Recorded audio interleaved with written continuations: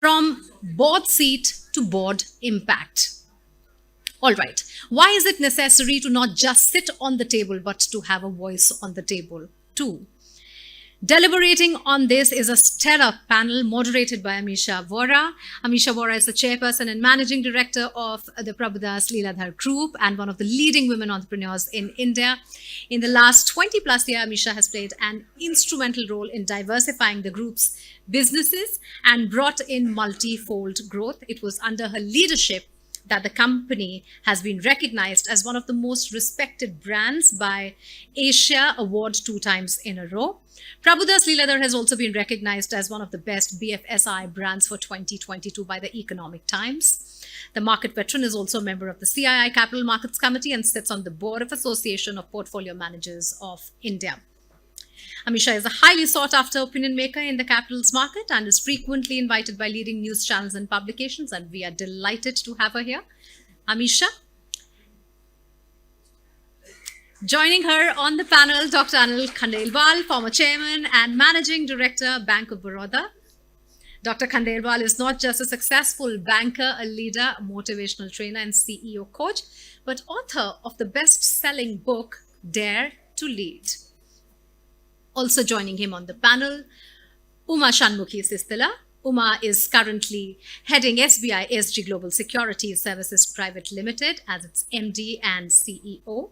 She joined State Bank of India as probationary officer in 1987 and has had a brilliant run since then. She gained wide experience in various areas of banking, such as covering branch operations, credit management, consumer banking, SME finance, international banking, training, ecos development, and investment banking. Over to you, Amisha.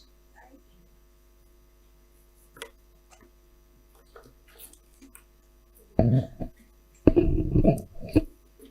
afternoon, everyone.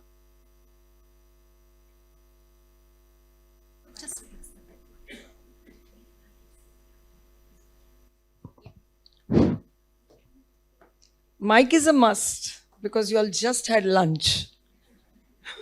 If I don't speak loud enough, I'll be speaking to myself and maybe I will also sleep. But thank you so much. I'm really very happy to see all of you around here and all those who are watching us online. So going to the basics, as the economy is growing, markets are growing, and all of us, our savings are getting channelized for the growth through equity, debt, even I would say bank deposits, which finally go to corporates in terms of some lending. It makes huge sense to know, understand, monitor, and guide where these capital, whether equity, debt, is used, how progressive it is. And with this and many more such intention, the independent directors are made regulatorily to be on the board.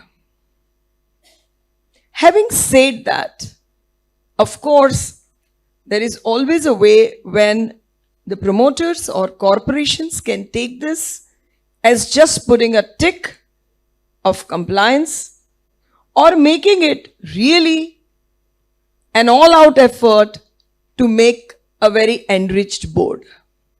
Similarly, an independent directors also can be on the board seeking a board position for many things, but not in turn realizing that it carries a very huge responsibility of really making sure that both, I would say, minority and majority shareholders are in the right hands of the board.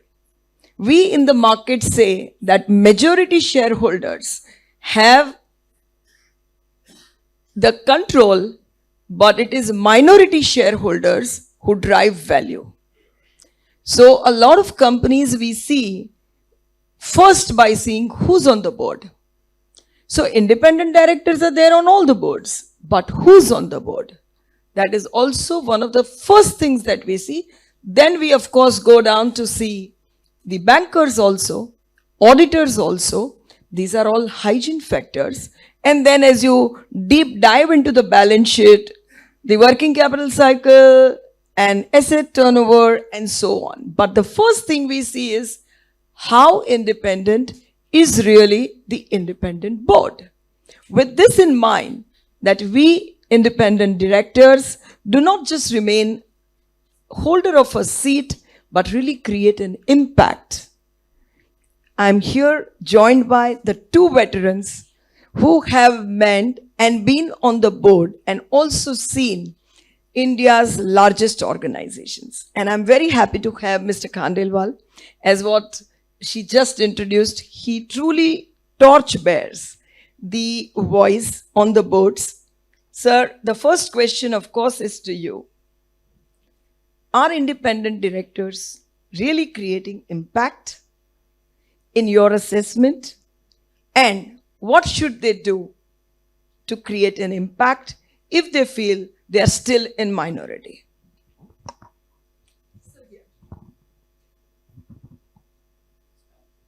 Sorry, thank you, Amisha, for your generous question. Somebody recently told me that in the risk management matrix, independent directors are the new risks.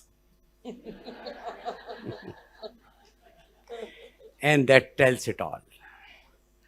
So much so that recently Governor of Reserve Bank of India had to convene, normally they used to convene meeting of bank chairman. They had to convene the meeting of all directors. Such is the gravity of problems. I've been on some boards to boast for and resigned from many under disgust. I should tell you, from many boards I resigned in disgust. And I must give you a disclaimer that I will give you some examples which are in public domain. Because in these kind of conferences, we can't get away by talking of Companies Act, Schedule 4, this, that. You all know that. We must share practical wisdom, if you have any, that you will decide at 3:30. I see three complications in the board, in independent directors. You said that you see marquee boards. I think this is a myth number one. That you have a marquee board, chairman of so-and-so company, former this. In any case, on Yes Bank board, there was a former secretary. There was IRDAI and LIC chairman. There were two bank chairmen. So the myth of marquee board, earlier the better, we demystify. I would better join a board. There are simple, nice people with some values who have interest of the company, rather than suited, booted, type people coming out from Mercedes and going to board meeting to oblige the board member and to show to board. I'm on so many boards. Myth number one, this must be exploded. And I am saying it a bit brutally because I want to hurt people, that it is not true. Because unless you hurt, change does not take place. Gandhi was hurt, he was taken out on Peter's Marisburg station. He was hurt and he decided to do it. Nelson Mandela was hurt. Martin Luther King was hurt. You are angry about something, you try to change it. We need to now talk and lend our voice to the unsavory behavior and conduct of some of the marquee board members. So that is point number one. The second myth is that when you talk to board member, there is just some degree of learned helplessness. What can I do? Learned helplessness. That man is such a big secretary, he does not talk. I am just a chartered accountant, how can I talk? There is a hierarchy within the board. There are more equal than the equals in the board. How do you deal with this phenomena in the board? And the third is, we should unnerve many. Earlier we used to have poor boards. Now we have generous board. So a friend of mine told Khandelwal Saab, ye sab to theek hai. When I go to a board meeting, the board fees 1 lakh. I'm on 3 committees, 75,000 each. Each meeting I come back with 2,25,000. Who will run my kitchen? ये आप सब बातें करते हैं तो बहुत सब सही है. But I have to run my kitchen. Thank you very much. Now, next question.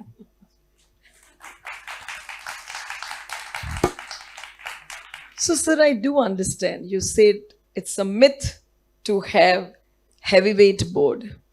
I completely agree. So while we watch the board, I may not say, but we do not give a lot of weight to government-driven, PSU-driven, sometimes a board.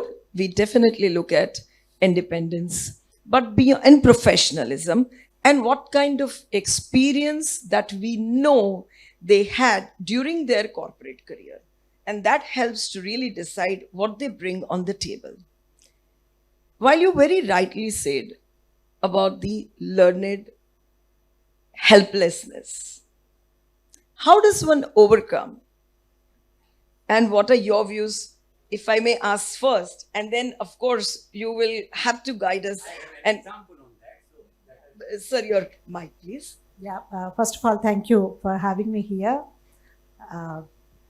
It's very, very interesting to understand this new phrase, learned helplessness, in the board.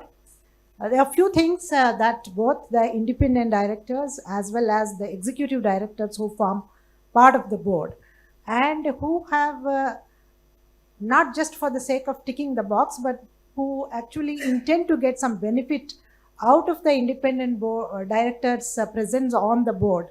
They want to get some benefit into the company, therefore they have taken them. So there is a certain maybe behavioral code that even the executive directors and the promoters have to bring to the board when they are interacting in the board. So it possibly starts from the selection itself. Why do you want to have an independent board, independent director? Is it only for ticking the box, or are you expecting some benefit out of them?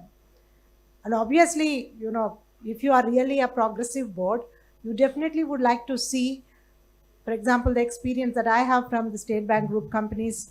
SBI, of course, is a company formed out, is not a company, it's a entity out of a Parliament Act.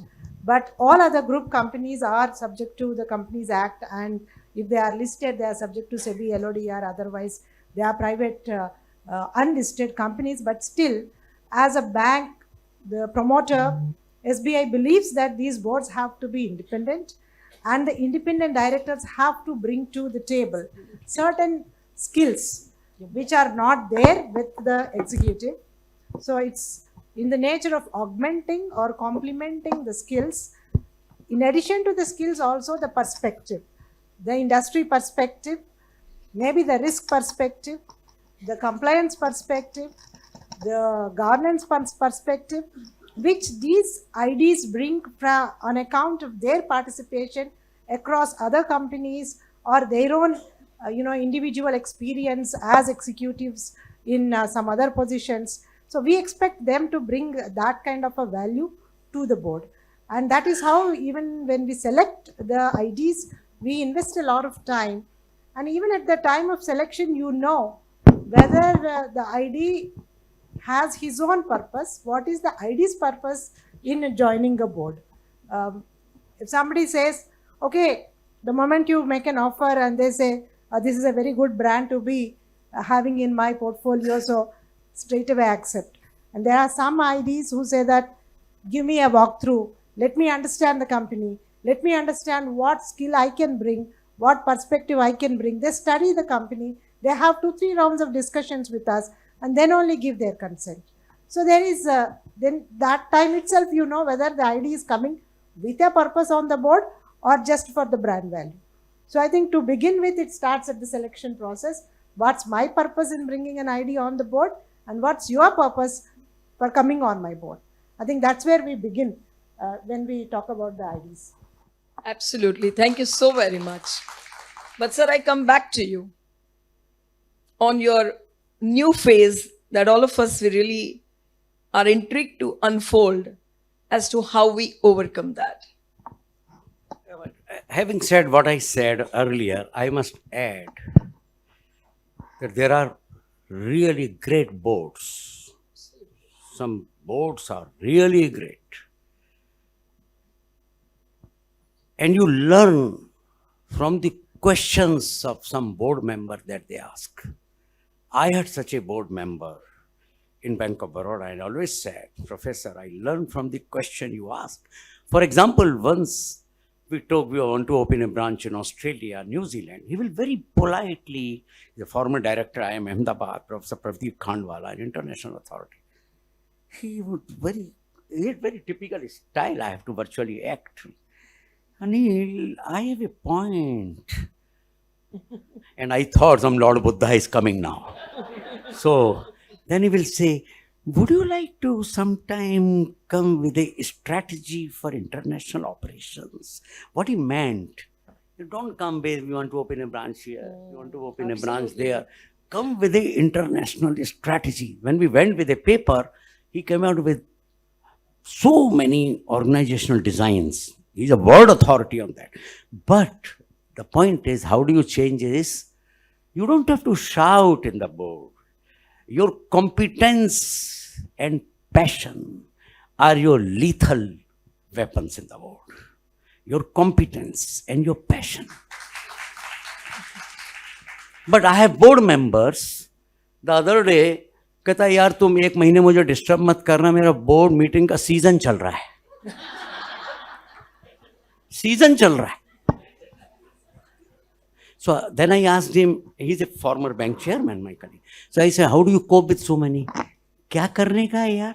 Punjabi आदमी है, थोड़ा पंजाबी में बोला.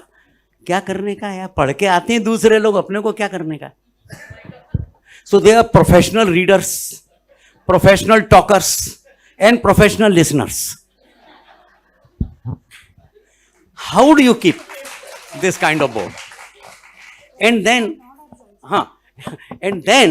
some boards I have attended, वहाँ सब bomb गिरा दो, there is a silence.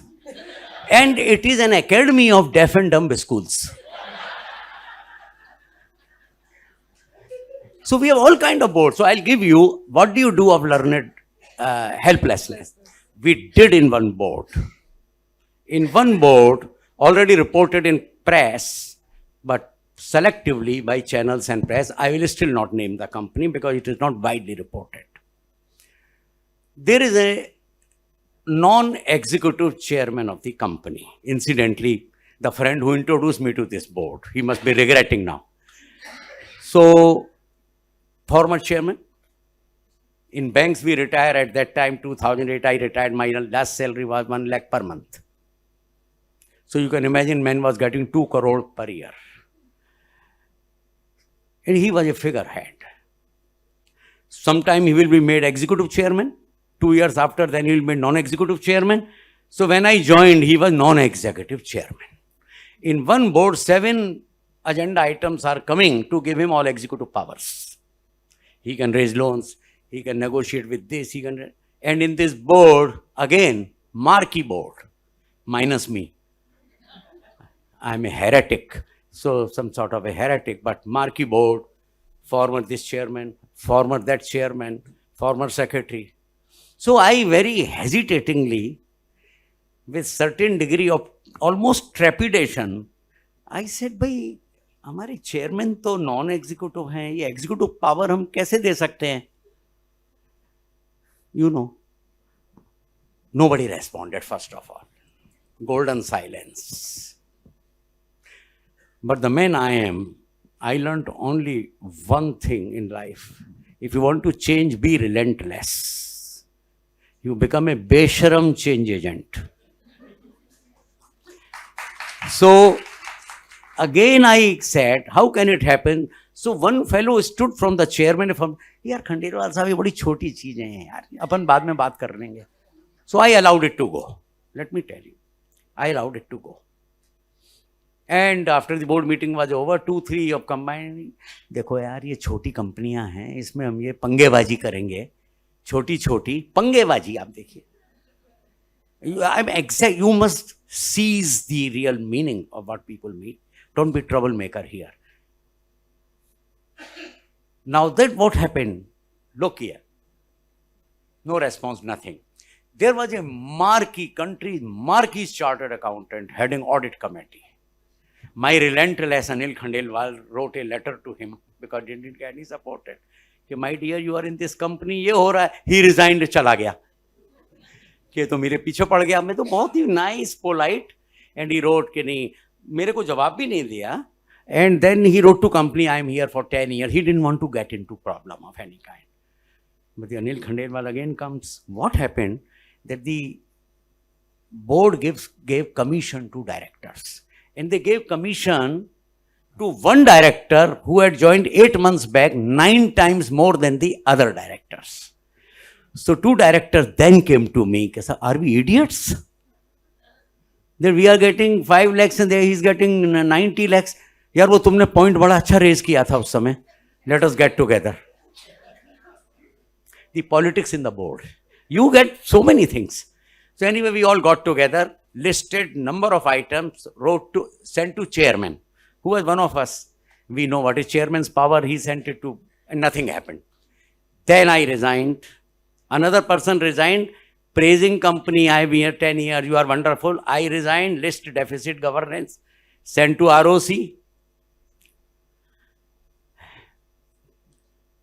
Sent my resignation letter to ROC, SEBI, and so that's what you can change the culture. I run companies very well run as of today. Fantastic changes they have made. So it's not to, you're not wrecking the board. You're not wrecking the board. You are changing the culture of the board. I'm very happy. Many people who are in touch, they say, yaar, maza aa gaya, bahut badhiya ho gaya. And it was already running very well. But individual, I can assure you, can do wonders.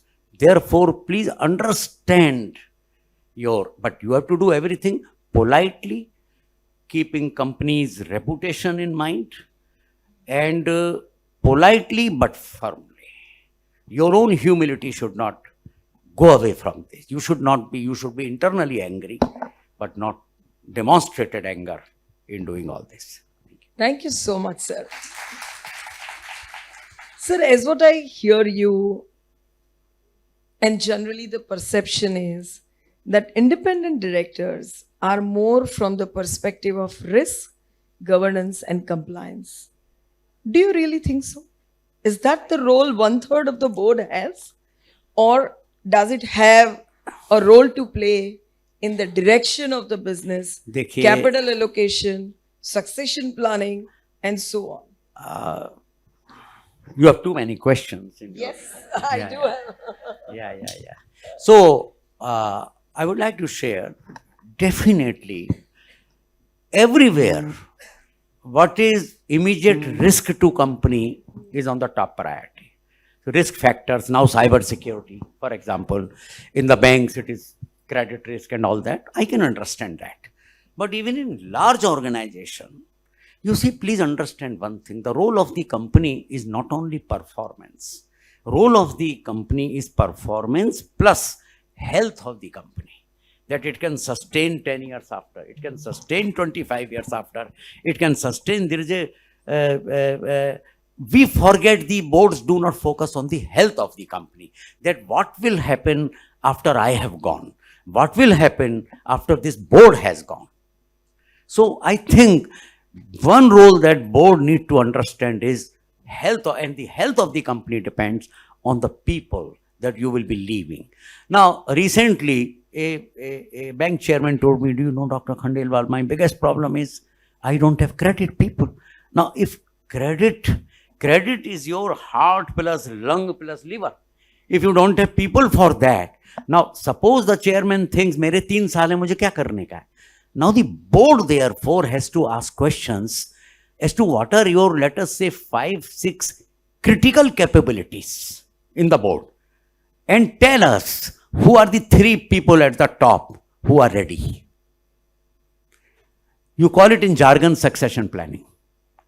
But you de-jargonize. First of all, please de-jargonize your conversations in the board.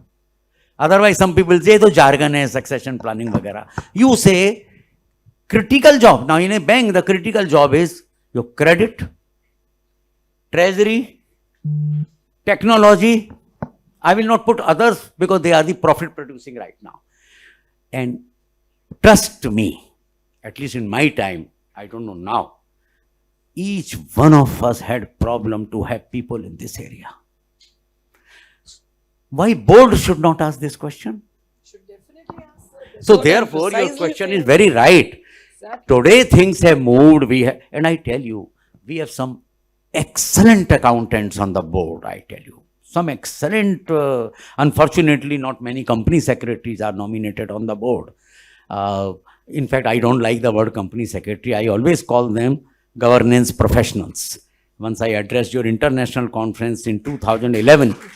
And say that, why don't you call yourself, because please excuse me, that company secretaries are treated as clerks of works. Unfortunately, you must be governance professionals. You must be sitting in the board as an equal. So anyway, this should be your transformational agenda for the future. The point I'm making is, the point you made was, it is possible. Hi dear, how are you? So it's possible to change the culture. For that, what Gandhi said, be the change